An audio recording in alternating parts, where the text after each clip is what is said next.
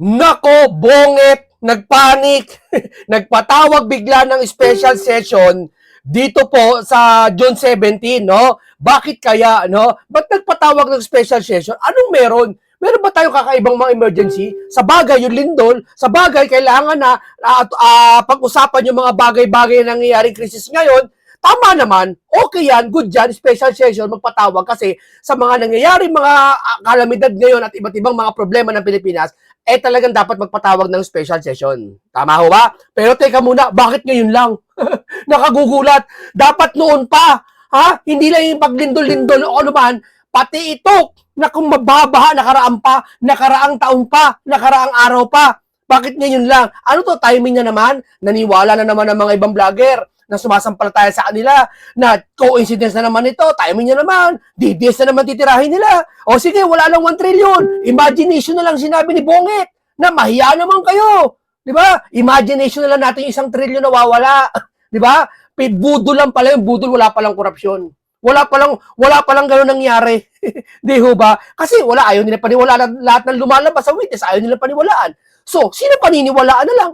Sino kumuha ng pera kung gano'n? Kung wala maniniwala? Duterte? Kumuha? Sige nga, imbestigahan nyo. Di ba?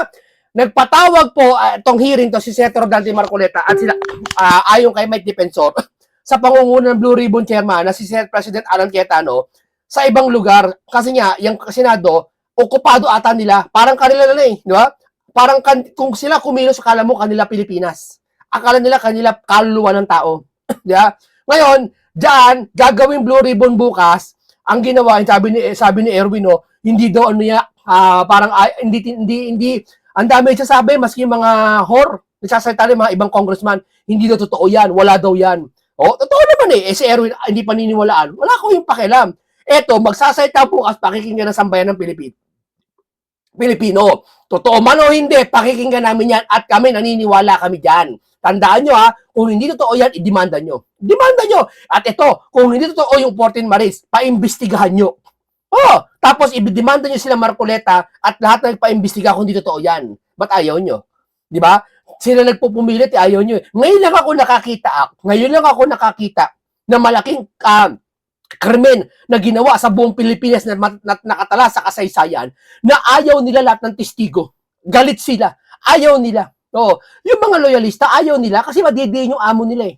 Oh, madidiin kaya ayaw nila. Ngayon lang ako nakakita sa tala ng buhay ko at history na ayaw nila lahat ng testigo. Oo, hindi pa lumalabas di sila naniniwala. Yung sige, palagay natin 18 Maris di kayo naniniwala. Yung 14 Maris di kayo naniniwala.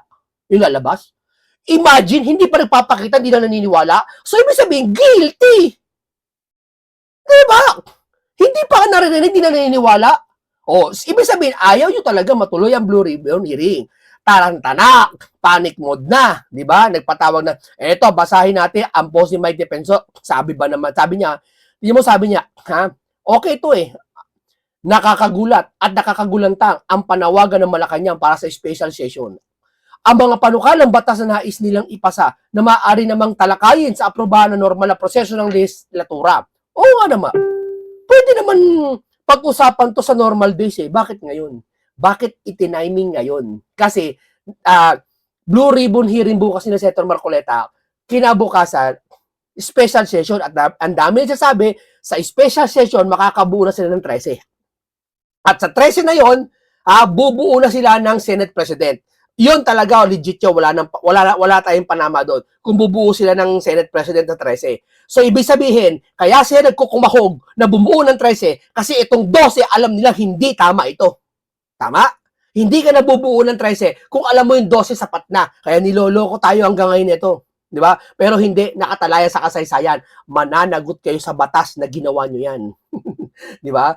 Wala ng pandemic, wala rin digmaan. Wala na rin pambihirang krisis pang-ekonomiya o budget impasse na nangangailangan ng agarang pagtawag ng Kongreso. Wala naman eh. Meron ba? Meron ba? Sana noon yung pag ginawa yan, nakaraang araw, nakaraang buwan, na kinakailangan lumindol, sarangani. Bakit yung binaha sa Metro Manila at iba't ibang lugar na talagang hanggang bubong, lagpas bubong na nga eh. Gaposte na nga yung baha eh. Nagpatawag ba kayo ng ganyan? Ha? Kasagsagan ng nagpatawag ba kayo? Hindi. Hindi ho. 'Di ba? Ngayon lang, tas kakampiyan na naman nila 'yan. Oo. Ang ano sila, wala na silang ibang mapapuntos, mang-asar, manira, mambutas. Pero yung katwiran din nila pinangingibabaw sa sarili nila. Di ba? Talagang sinisiraan. Ito balita ko sa inyo sabay-sabay na ang mga vlogger. Tingnan nyo nagkataon na naman ba to? Binilang ko, lagpas 69 na vlogger. Sa akin 69 yung bilang ko. Nasabay-sabay nagpo-post laban sa INC. Nagpo-post sila, sari-saring kwento ginagawa nila. Yung ba nagkataon lang? 69? Ewan ko lang kung may iba pang kayo. Kasi na-search ko. Sa akin, 69 ang bilang. Baka higit pa dyan. Baka nasa 100 pa. Kasi binilang ko, ginrab ko pa yung pangalan ng page, sinave ko sa Word para mas alam ko kung may umulit o hindi. 'Di ba? 69 na sumisira ngayon sa INC sabay-sabay. Bakit? Bakit nyo ginagawa yan? Hindi kaya may nag-uutos sa inyo? May nagko-command sa inyo? Ano yan? Nakaisip kayo ng sabay-sabay lang sa isang pagkakataon?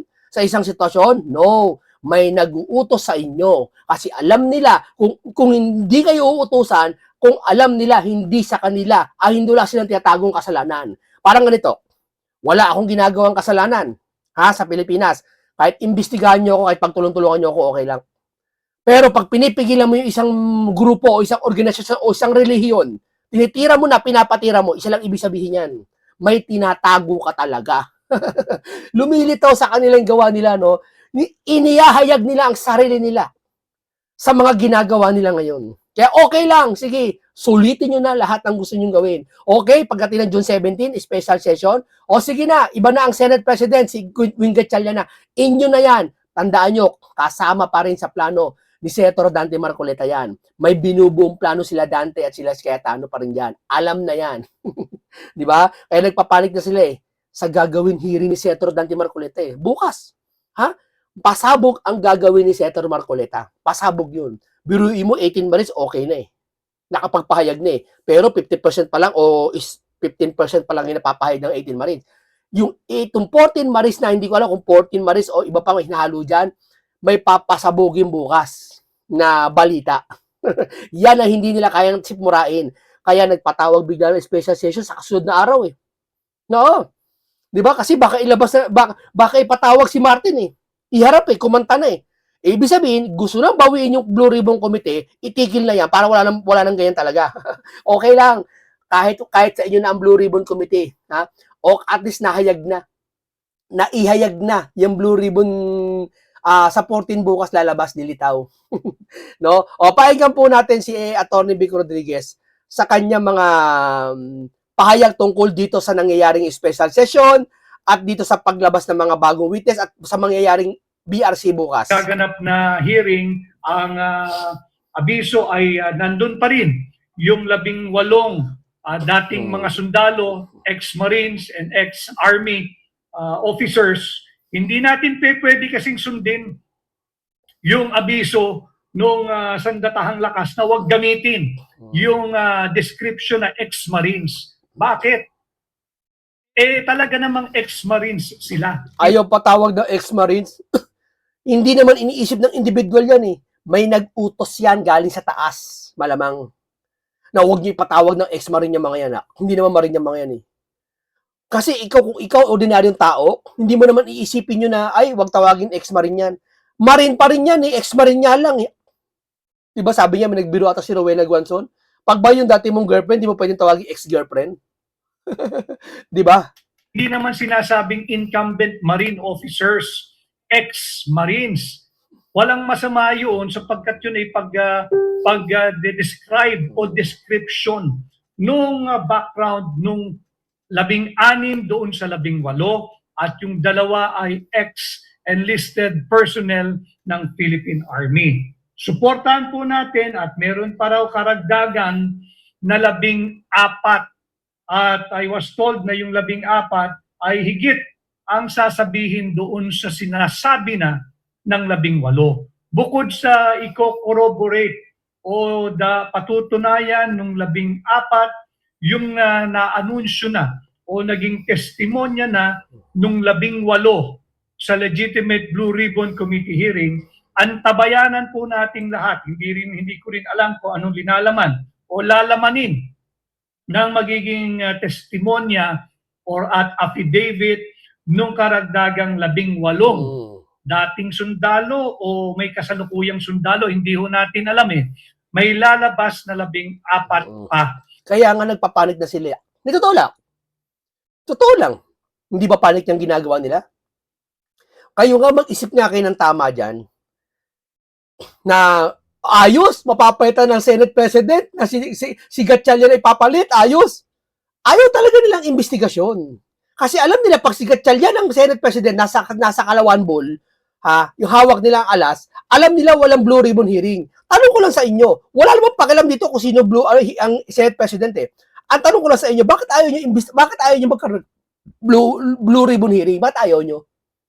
Siyempre, tatanggihan. Hindi, gusto namin. Gusto nyo? Pero sa ina-action nyo, ayaw nyo. Oo. Bakit nga pala ayaw nyo? Tanong ko lang sa inyo. Ba't ayaw nyo sa blue ribbon? Tanyo, pag may basher kayo na pinklawan o loyalista, tanungin nyo, bakit ayaw mo sa blue ribbon? Tanungin mo, magpapalusot yan. Dahil gusto namin ng blue ribbon. Tanong, may mga testigo, ba't ayaw nyo paniwalaan? Di ba yung spokesperson ng INC, viral ngayon, nagsasabi na kinakasuhan pa yung mga testigo, dinidebunk nila na hindi daw lahat ng testigo kasi lahat talaga kakasuhan. Talaga ba? Talaga ba? So, ibig sabihin, lahat ng lalabas sa testigo dapat kasuhan talaga. Tama yung sinabi ng spokesperson ng INC. Lahat na lumilitaw ngayon ng testigo, kino pa ang kinakasuhan. Di ba? Ayaw nyo tanggapin? Totoo yun? Ayaw nyo tanggapin? Talagang mamimiloso po sila. Ayaw nila, tanungin mo sila. Gusto nyo ma-corner sila? Tanungin mo. Ba't ayaw mo ng blue ribbon? Kahit sa personal, kahit sa kapitbahay mo, tanongin mo, ba't ayaw mo ng blue ribbon na hearing? Sasagot niya mo, magpapalusot yan. Pero, isa lang ibig sabihin ng pag ayaw niya ng blue ribbon, ayaw mo may matuklasan sa nangyaring 1 trilyon na nawala. Lumalabas, imagination lang natin lahat yung 1 trilyon. Oo, yun ang gusto nilang palabatin. At ang gusto nilang naratibo, isisilat kay Duterte. Kayo naman, nakaupo ba si Duterte ng 2024? 2023 nangyari yung budget na yan eh. Nakaupo pa ba si Duterte niyan? Kayo naman. Sige nga. Kaya mahalaga yung gagawing pagdinig bukas ni Senador Dante Marcoleta ng kanyang legitimate Blue Ribbon Committee hearing. Baka siya sabi niyo, bunti ka lang, bakit puro Marcoleta ka na lang? Bakit? Wala namang ibang laman ng balita, kundi si Senator Marcoleta lang eh. Bakit? May lumalaban pa ba? Yung iba si Joel, yung iba mga duwag. Bumabaliktad na. Para sa kami sa bayan. Simula na pag nag-special session, sasama na ako. Magbubuo ng batas. Sabi ni Joel, nak ng teteng, ngayon mo na naisip yan? Bakit? Natakot ka na? Di ba? Natakot ka na? Dapat mo pa ginawa yan. Kung talagang tapat ka, walang kaibigan, nilayasan mo si Cayetano at sila One Bull, pumasok ka. Hindi eh. Natakot, nag-iba bigla ihip ng hangin eh. Sino mapapaniwala mo sa mga tao? Yung mga kakampi ng loyalista at mga pinklawan, yun ang mapapaniwala mo, Joel. Di ba? Yun lang mapapaniwala mo. Kasi yung mga yon negative yun eh. Pag tama, gusto nila mali. Pag mali, gusto nila tama. Pag sa puti ka, itim sila. Pag sa itim ka, puti sila. Sa madaling seta, kahit ikaw ay Kristo, ayaw nila sa demonyo sila. Ganoon lang yun. Ganoon lang gagawin nila. Ayaw nila yung pinili mo. Tandaan mo. Bakit meron tayong kulatilyang legitimate sa Blue Ribbon? Sapagkat mayroong nagpapanggap na siya raw ang chairman ng Blue Ribbon. Hindi naman katanggap-tanggap yun at wag din tayong magpapabudol sapagkat illegal yung kanilang assumption dahil nga hanggang sa ngayon ay hindi pa rin sila nakakabuo ng totoong mayorya. Napag-usapan na natin dati yan, ang mayorya ng 24 na senador para maghalal ka ng panibagong Senate President ay 13. 1/2 plus 1. Hindi maaring 12. Kanya nga, yung ating huling pagla-live, hindi ba? Ang description natin, yung mga senators fake win. Hanggat hindi nila nabubuo yung 13 senador para sabihin sila na ang mayorya, they will continue to enjoy that description that they are senators fake win. Merong nag-aastang gusto maging presiding officer ng impeachment court. Pero, ito naman ang grabe rito. Gustong maging Senate President. Pag Senate President ka, ikaw ang presiding officer ng Senado. At pagka ang Senado ay nag-convene as an impeachment court, you cannot avoid that duty na ikaw ang magpre-preside sa impeachment court. Ano ang ginawa? Nagpasa itong questionable, claiming to be the new majority led by Senator Faquin Gatchalian na sinasabi. Alam mo, sisingilin kayo ng panahon, hintayin nyo, sa ginagawa nyong pagtatraidor. Pagtatraidor sa Pilipinas yung ginagawa nyo. Oo, totoo yan. Yeah, okay lang sa pagiging Senado, Senate President ka, nasa batas yan. Agawin mo sa isa, ayaw nyo, okay yun. Pero kung ang dahilan nyo, ang rason nyo, is para mabago ang Senado, okay. Pero hindi. Ang nagiging rason nyo, para pagtakpan itong flood control issue. Yun dun patungo eh. Ayaw nyo man sabihin na pagtakpan nyo, kahit si Win o kaya man si Subiri o sino man sa inyo, na kahit mga pinklawan na hindi namin, kahit tanungin mo sila, pinagtatakpan nyo ba ang flood control issue? Isasagot ng mga yan, hindi. Oo, tama, naniniwala kami, hindi nyo pitatakpan. Pero yung ginagawa nyo, sumasang-ayong kayo sa kagustuhan ng itaas na dapat ay ang Blue Ribbon ay hindi matuloy investigasyon. Ano example? Yung kay Pinky. Di ba? Harap-harapan no, kayo majority, kayo mga tulpo. Harap, kayo iba, isa pa kasama sila. Na harap-harapan nyo si Pinky, hindi nag-iimbestiga, pumapayag kayo. Wala nga kayong sinasabi na ayaw nyo mag-imbestiga sa Blue Ribbon, pero pumapayag kayo, pinababayaan nyo. Yung yung tao hindi nag-iimbestiga, kasangkot na rin kayo. Tama ba, mali? Di ba? Niya na sila raw ay may mayorya, wala ngang mayorya hanggat walang 13.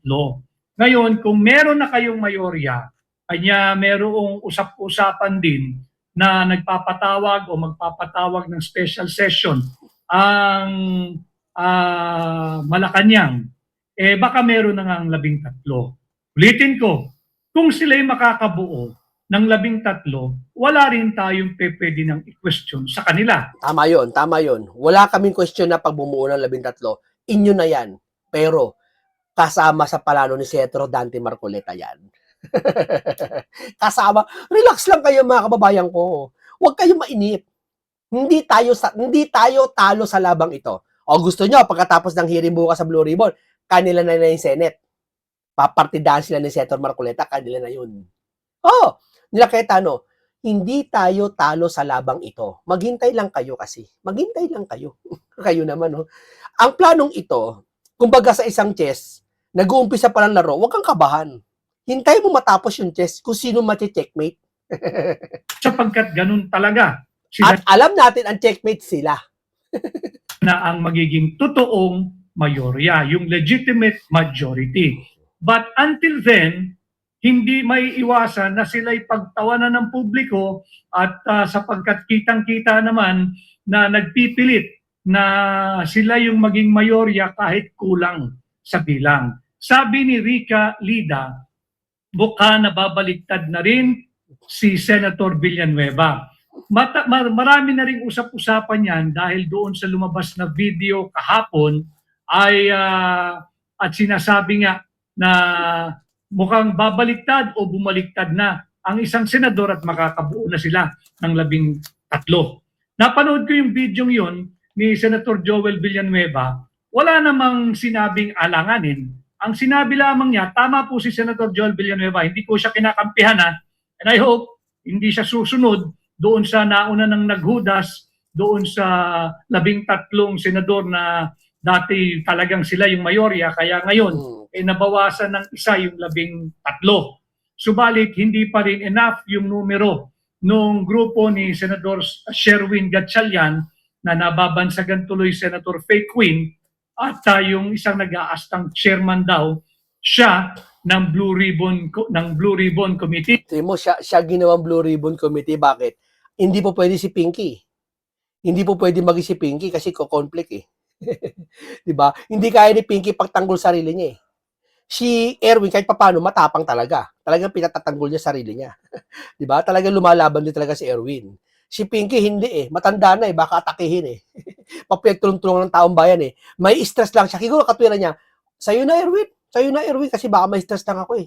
Ayoko ng stress eh. Di ba? Ngayon si Erwin, pakiramdam niya, akala niya hero siya. Hindi niya alam, peke yung pinangungunahan niya. Alam niya yan. Ayaw niya tanggapin. Alam niya yan. Kaya tinatawag ding Senator Fake Win Tulfo. So dalawang fake win, dalawang Senator Fake Win. Isang Senator Fake Win Gatchalian at si Senator Fake Win Tulfo. Balit, ulitin ko lagyan natin ng tamang konteksto. Kung sakaling may masungkit ang grupo ni Senador Sherwin Gatchalian, di sila na ang tunay na mayorya. Sige, ibigay na sa inyo. Okay lang, ibigay na sa inyo. Hindi po nauubusan ng alas si Senator Marcoleta. At ang totoo, hindi pa nilalabas si Senator Marcoleta ang alas niya. Ayoko magyabang eh. Pero abangan nyo. Abangan nyo na lang. Ayoko pangunahan si Senator Marcoleta. Ayoko pangunahan ang mangyayari. Pero alam ko na. Pero ayoko pangunahan siyempre. Hindi na sila Senator Fake Wins. Hindi na. Pag nakabuo ng 13. Ngayon, yung nagsasabi na nagdududa na baka raw ay gusto ko rin pong marinig ang inyong mga opinion. Kagaya nito, sila Lane, Cabahog, Fake Win, and Erwin. Importante para maramdaman. Senador po yung mga yan eh. Senador yung mga yan, and I'm sure meron sensitive pa rin yan. Kahit magpanggap silang hindi. Sensitive yan sa public opinion. Parinig ninyo yung inyong tinig at ilalagay ko rin dito sa ating live ngayong umaga. Kagaya ni Yvette Victorino. Sabi ni Yvette Victorino, palagay ko hindi aalis si Villanueva sa side ni SP Alan Peter Cayetano. I hope he will remain to be with the real majority. But again, alam mo kasi ito ayoko magsabi na aalis si Joel o hindi. Dito kasi sa labanang ito, para tayo nasa ibabaw ng chess. Paunahan maka-checkmate. Pautakan to. Sa chess ba, ang laro mo ba sa chess, tira ka ng tira? Pakain ka ng pakain? Hindi. Pinag-iisipan mo paano mo siya mamatihin. Tama? Mamamati rito ang big fish, maniwala kayo. Sang-ayon sa nangyayari ngayon. Special session? Go! Palitan mo leadership ng Senate? Go! Sige, padamahin, ika nga. Pero, kagat pa rin sa plano. Sang-ayon pa rin sa plano. Ganun po ang demokrasya, kung ano man ang magiging rason ng kung may lilipat man, wala po tayong magagawa. Sarili niyang disposisyon yun. Antayin na lang natin yung susunod na paghuhusga ng taong bayan at wag na silang makaulit muli sa atin. Yun lang ang ating remedyo. Pero kung sila'y magbabaliktad-baliktad, ang ating remedyo is again through the ballots. Wag na natin silang paulitin. Tingnan natin kung sino ang magta-traidor pa. Kung meron pa bang traidor sa lahat ng traidor, kagaya nga nung salitang binanggit ni Senadora Camille Villar.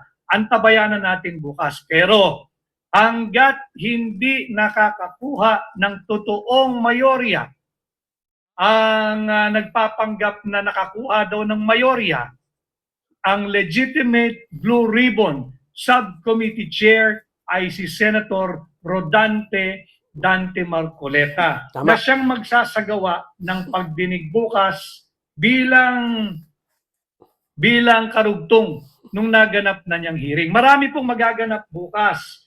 Meron pa pong isang araw pang schedule ng oral argument na gaganapin naman dyan sa Korte Suprema. Kung makikita ninyo, isa ang denominator ng lahat ng ginagawang pagdinig. Ito'y tungkol dyan sa gaganaping legitimate Blue Ribbon Committee hearing bukas o kaya dyan sa continuation ng oral argument sa Korte Suprema. Ang bottom line issue ng ginagawang pagdinig, corruption.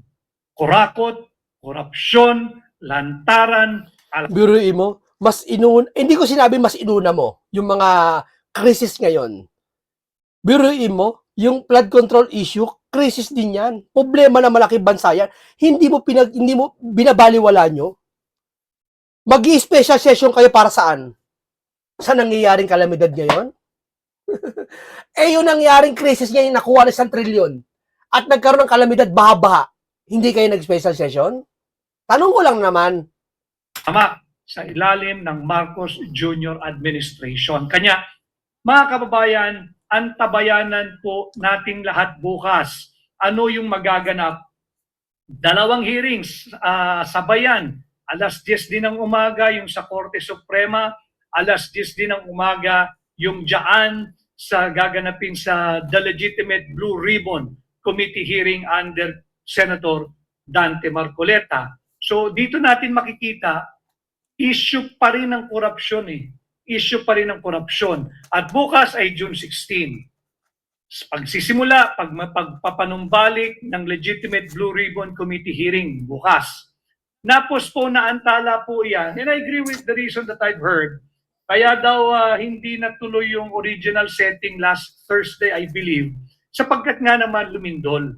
At in deference doon sa mga nasalanta ng lindol, hindi ordinaryong lindol yun. Napakalakas. Nakita natin ang pinsala, napunit ang mga kalsada diyan sa Sarangani, diyan sa General Santos City, gumuho. Kaya, ginagamit ngayon yung lindol na yan para sumimpat siya sa kanila ngayon. Tingnan mo sa sama na ugali ng mga senador na to. Bakit? Nung nagbaha ng sunod-sunod sa Metro Manila at iba't ibang Bulacan at sa lahat ng lugar na baha, hanggang leeg nga Hanggang ulo na nga Nagpasa ng hanggang bubong Naggaganyan ba kayo? Hindi. Hindi. Nakasabay ng pagbaha at pagnalaman ng Ghost Project, nagaganyan ba kayo? Hindi. Tandaan nyo. Ngayon lumindol, nagkakaganyan kayo? Hindi ako naniniwala. Kayo maniwala. At ginagamit pa nila yung lindol para i-lockdown yung Senado. At ginamit pa nila yung lindol para imbestigahan, sabi ni Erwin, iimbestigahan daw yung ng Blue Ribbon, ang lindol. At ginagamit ang lindol ngayon para sa special session yata. Kasi sa nangyaring krisis ngayon. At iba't iba. Hindi lang pagtaas ng gasolina, lahat-lahat pa. Wow, ang galing. Yung mga pampubliko at yung iba'y private buildings, ganong kalakas, marami ang nasawi. Ingat kayo. Binabastos na nila ang relihiyon. Pinupuntirya nila ang mga relihiyon, pati INC. Inupuntirya nila. Sabay-sabay sila nagpo-post ngayon. Kasi laking takot na ng big fish. Tandaan nyo paalala, kahit anong mangyari, sa Biblia sinasabi, pag si Satanas malapit ng parusahan, nandadamay na. At tiyak na tiyak mapaparusahan si Satanas. Ganon din ang nangyayari ngayon. Huwag kayong mag-alala. Huwag kayong pawian ng pag-asa. Dahil panalo tayo sa labang ito. Sa balasang ito ni Senator Dante Marcoleta, nasa kanya ang alas. Marami rin ang nasugatan at maraming mga ari-arian ang napinsala, mga hanap buhay na napinsala. So tama lang na hindi muna itinuloy, pero bukas ay malinaw yan, tuloy na yung pagpapatuloy ng Legitimate Blue Ribbon Committee hearing tungkol sa laganap, talamak, lantaran, walang hiyaan na pagnanakaw ng pondo nating mga Pilipino, yung flood control projects, yung ghosts, flood control projects at yung mga substandard flood control projects. Pero what if? Ito may nagka-comment kasi ang dami. Bibigyan ko kayo ng plot twist, sige. Plot twist ba tawag doon o hindi? Basta ikukwento ko na lang, sige. Ganito na lang. Marami nagko-comment, nabasa ko, lagpas siguro 10. So, ibig sabihin, mas marami pa doon, hindi ko nabasa, na mas isa ang tono. Kung daw mag-iimbestiga para bukas ang Blue Ribbon ni Senator Marcoleta, ilabas ang 14. At aagawin ng posisyon sa June 7 dahil sa special session ni Marcos sa Senado at sa Congress yata. So, bubuo ng 13, kung si Joel babaliktad, so ang Senate President na si Wing Gatchalian na. Or baka magtalaga sila ng bagong Senate President, si Juan Bull ulit o sino man sa kanila. Basta gano'n na. Ibig sabihin, hindi na Senate President si Alan, 13 na Wala tayong magagawa doon. Granted. Okay, granted. Ang tanong sa mga nagko-comment, para saan pa ang gagawin Blue Ribbon hearing bukas? Kung mapapawalang visa rin naman to pagdating ng June 17. Hindi rin may tatalato, hindi marerecord sa Senado. Di parang nagsalita lang sila sa live ng freedom of speech. Okay, sa bagay, walang problema. Walang problema doon. Gawin na nga lalabas doon. Pero, anong malay nyo? Hindi malay pala. Wag na muna yun, makakatidila ko eh. Eto na lang. Sige. Paano kung pain na naman ito na kunwari may hearing? Para mailabas lang na may session.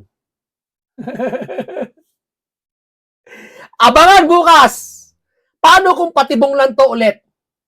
Nila Alan Cayetano at ni Senator Dante Marcoleta, patibong para kung talagang, tamo, nag-declare sila ng special session kagad. Na nadali yan eh. Ang tanong, pangalawang tanong nyo, alam ko nasa isip nyo, paano na yan? Kung patibong nga yan, paano na lalabas yung katotohanan? Eh wala naman talaga, magpapatibong nga si Senator Marcoleta, useless lang. Wala rin naman, hindi lalabas ang katotohanan, sila pananalo. Akala nyo lang yun. Ayoko sabihin, hintayin nyo na lang kasi. Hintayin nyo na lang. Kaya naman, ilang araw lang, ilang linggo lang naman. Ulitin ko ha, walang masama rin itong gagawin ha. Utak ang pinapagana sa Senator Marcoleta, walang kaguluhan mangyayari ha. Kayo naman, huwag na kayo naiinip. Basta overall, magtiwala kayo. Tayo panalo sa labang ito. Ha, hindi si Sara Duterte ang panalo, hindi sino man DDS o Pinklawan o loyalista, taong bayan ang panalo sa tanong na saan napunta ang 1 trilyon. Matutukoy ang big fish. Huwag kayo mag-alala, ha? Abang lang kayo dyan. Hintay lang kayo. Kung hindi lang hintay, huwag kayo maiinip. Di ba? Kung baga nga sa pila, mauubos din yan. Di ba? Hintay lang. Paano? Pala, kung patibong lang to, wala palang hearing. Eh di lumabas na totoo na may session. At alam na kung sino lilipat. Go lang. Ang dami ng video ang naglabasan. At lahat ng mga nasasangkot hanggang sa ngayon ay hindi pa rin nakakasuhan. Ang tanong, bukas sa labas ng Senado gagawin ang pagdinig. Tama rin yun para hindi maantala yung nakaschedule na Blue Ribbon Committee hearing. Sapagkat yung Senado ho, basta't nandoon yung mayorya, yung totoong mayorya, merong totoong quorum, nandoon yung subcommittee chairman ng Blue Ribbon, doon po ang gaganapin ang hearing sa Double Gem EDSA Garden Events Place, alas 10 ng umaga. Ulitin ko ha, panawagan doon sa mga malalapit sa lugar o yung may panahon, magpakita po kayo ng suporta para hindi maharas, hindi harangin, hindi takutin, hindi bulabugin, hindi guluhin yung gagawing pagdinig. Ano po yung maaring maganap this week? Meron din pong meron daw bibisita sa bansang Russia ngayong June 17 yan eh. Ito po ay from June 17 to 18. Kita ninyo ha, talagang asyong aksaya eh. Talagang he is painting the town red. Biyahe ng biyahe. Magkano ang gagastusin dyan sa June 17 to 18 na naman para lamang dumalo sa ASEAN-Russia Commemorative Summit. Hindi kinakailangan dyan. Kailangan yung perang gagastusin dyan, ibigay na lang. Doon sa hanggang ngayon, hirap matuntun ng rescue, ng relief, ng donation dyan sa Mindanao, dyan sa Sarangani, dyan sa General Santos, yung mga nasalanta, yung mga namatay, yun ang kinakailangan ng tulong. Maiintindihan ng bansang Russia kung hindi dadalo ang Pangulo ng Republika ng Pilipinas. Alam naman ng bansang Russia na nagpipilit lang tayo makisabay sa higit na mayayaman nating kababayan at kapwa miyembro ng ASEAN. Mali yung paggamit ng ating very, very thin and limited financial resources, lalo na sa panahon ngayon. Paulit-ulit nating sinasabi, hanggat hindi natututo ng fiscal discipline, austerity, pagtitipid at belt tightening, ang kasalukuyang administrasyon, mali ang direksyong tinatahak nito. Kayo na ang sumagot. Yung gagawing hearing ng Legitimate Blue Ribbon Committee bukas ay tungkol sa usapin ng korupsyon. Korupsyon ng ating pondo at pera ng bawat Pilipino. Pera ng mamamayang Pilipino na naglaho at inanod dyan sa baha ng korupsyon. Yung ghost flood control projects, yung substandard flood control projects. yan ang iimbestigahan pa rin ng legitimate Blue Ribbon. Pag nagpunta ka naman at antabayanan ninyo ang gagawing final setting for the oral argument, diyan naman sa Korte Suprema bukas, tungkol pa rin sa korupsyon yan. Yung maling paglipat-lipat ng pondo from program to program and program to program, yan ang ugat ng korupsyon, pati yung Motor Vehicle Users Fund. Yan, pag-uusapan din yan at napag-usapan na sa pang-apat na hearing na I think yung gaganapin na oral argument schedule bukas. At doon makikita nyo kung nasusubaybayan ninyo, hirap na hirap ang bigla silang nagaganyan nagaganyan-ganyan na bigla silang naging active sa Senado, no? Trabaho lang kami, magkatrabaho na kami. Si Joel bigla nagtrabaho, no? Tindi nyo. Antindi nyo. Ayaw nyo talaga matuklasan ng flood control issue. Joel, bakit? Ayaw mo matuklasan ng flood control issue? Ba't ka nilipat ko sakali? Dalawa lang yan. Baka naman may nakatanggap ka. Baka lang. Or, takot na takot ka. Biruin mo, pastor ka, lingkod ka, saserdote ka ng Panginoong Jesucristo. Kasi ganun yun eh. Pag ikaw, pastor, naniniwala ka, saserdote ka. Ikaw, alagad ka ni Kristo. Alagad ni Kristo, takot. Wala akong kilalang alagad ni Kristo, takot. Lahat malaban, patatapang. Palaban sa katwiran, matapang sa paninindigan sa lahat ng bagay. Walang takot. Handa siya magpapako sa krus. Katulad ni Kristo. Para magsakripisyo. Yan ang totoong Kristiyano. Solicitor General na ipagtanggol. Sabi niya ng Biblia, sa mga duwag, hindi magmamana kaharian ng Diyos. Di ba? Yun. Maraming klaseng duwag eh. Duwag sa physical, duwag sa emosyonal, duwag sa katwiran, duwag sa paninindigan, duwag sa aral, duwag sa pagsunod. Maraming duwag eh. Di ba? Pinakyaw yata ng mga senador eh. Natakot sa taas maparusahan eh. Yung napakahirap na posisyon ng Estado o ng pamahalaan dahil nga ang issue doon ay korupsyon. And then, nakuha pang gumastos at mag-aksaya ng pera from June 17 to 18. Pupunta sa Kazan, Russia para lamang dumalo sa ASEAN-Russia Commemorative Summit. Okay, maraming salamat. Hanggang dito lang po tayo. Narinig natin na sana kung may Blue Ribbon bukas, okay, supportan natin. Pero baka patibong lang ni Senator Marcoleta to, mautulan sila. Pero tingin ko naman, totoo naman. Pero baka patibong, mas maganda rin. Para at least, alam natin kung sino natataranta ngayon. Alam natin kung sino sasalita ngayon na talaga ayaw matuloy ang Blue Ribbon. Nahuhuli. No? Okay, maraming salamat. Isang komentaryong punong-puno ng karunungan at kaalaman. Isang talakayan na makabuluhan at maraming kapupulutan ng aral ang aking hinatid na naman sa inyo. No? Isang lesson learned, masustansyang pag-usap. Ingat lagi kayo, Atty. Vic Rodriguez, at Rodante Marcoleta at Cayetano at iba pang matatapang nagsasalita. Paalam po sa inyong lahat.